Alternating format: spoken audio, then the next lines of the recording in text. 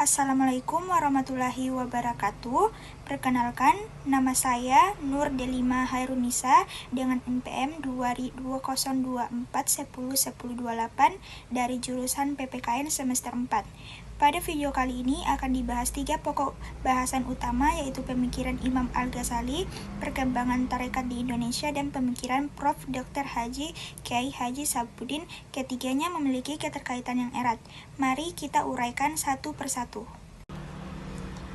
Nah, yang pertama adalah Imam Al-Ghazali, digelari Hujjatul Islam karena meluruskan tasawuf agar selaras dengan syariat. 3 konsep utamanya yaitu yang pertama, tipologi iman dengan 3 tingkat, yakni ilmu yakil atau yakin karena ilmu, ainul yakin atau yakin karena melihat langsung, dan hakul yakin atau yakin karena mengalami sendiri. Tujuannya agar iman naik dari sekadar atau tahu jadi benar-benar merasakan kehadiran Allah.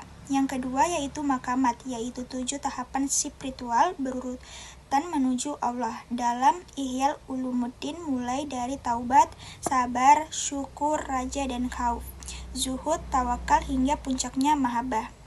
3 yaitu tazkiyah nafs dengan metode 3T, yaitu tahlalil mengosongkan hati dari sifat tercela, tahlil mengisi dengan sifat terpuji, dan tajalil sebagai hasilnya berupa hati yang jernih untuk menyaksikan kebesaran Allah. Sejalan dengan pesan beliau, siapa kenal dirinya, kenal Tuhannya. Sejarah masuknya tarekat. Tarekat masuk ke Nusantara pada abad ke-13 Masehi melalui jalur perdagangan yang dibawa oleh para ulama sufi dari Gujarat ke Samudra Pasai, Aceh. Pada awalnya berkembang adalah tarekat Rifaiyah dan Qadariyah. Tarekat berkembang pesat karena sesuai dengan budaya lokal yang mengemari wirid dan zikir berjamaah. Sebagian besar wali songo juga memiliki sanad tarekat. Selanjutnya yaitu peran Tequien atau tarekat Qadariyah wan Naqsyabandiyah, merupakan gabungan 2 tarekat besar di Indonesia.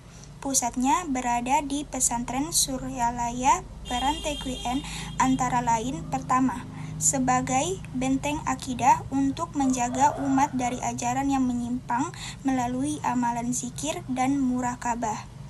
Kedua, sebagai rehabilitas sosial.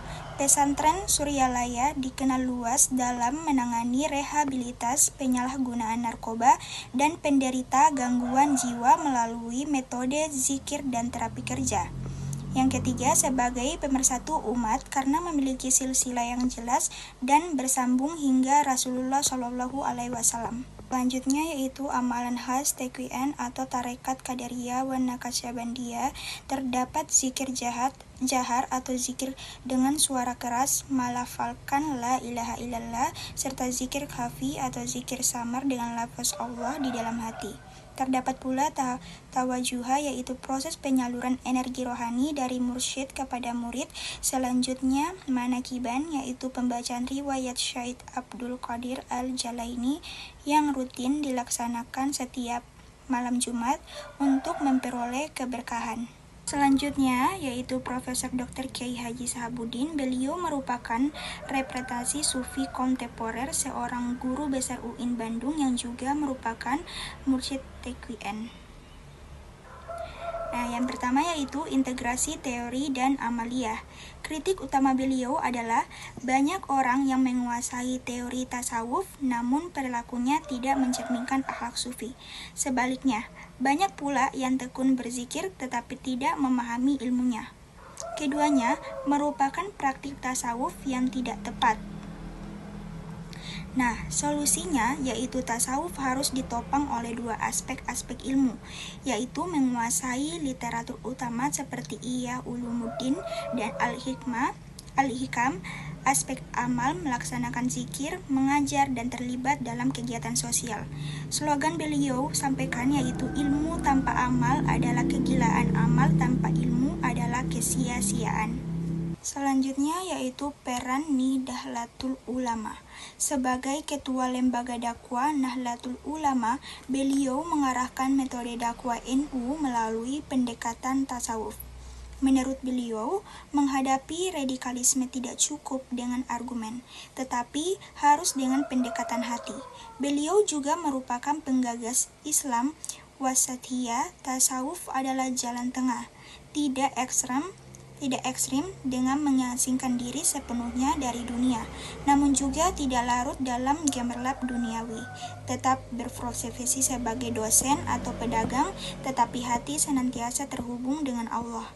Beliau membuktikan bahwa seorang profesor dapat berbiat tarekat dan seorang kiai tarekat mampu menghasilkan karya ilmiah berreputasi internasional. Dan dapat kita simpulkan bahwa benang merah dari ketiga pembahasan ini sangat jelas. Al-Ghazali menyusun peta konseptualnya TQN menjadi wadah praktiknya di Indonesia, dan Prof. Sahabuddin menjadi figur yang mengajarkan cara mengintegrasikan teori dan praktik tersebut pada era modern. Tasawuf bukanlah ajaran untuk meninggalkan dunia, melainkan ajaran untuk menjalani kehidupan dunia dengan hati yang senantiasa terhubung kepada Allah Subhanahu wa Ta'ala. Demikian penyampaian dari saya, semoga bermanfaat. Saya akhiri. Wassalamualaikum warahmatullahi wabarakatuh.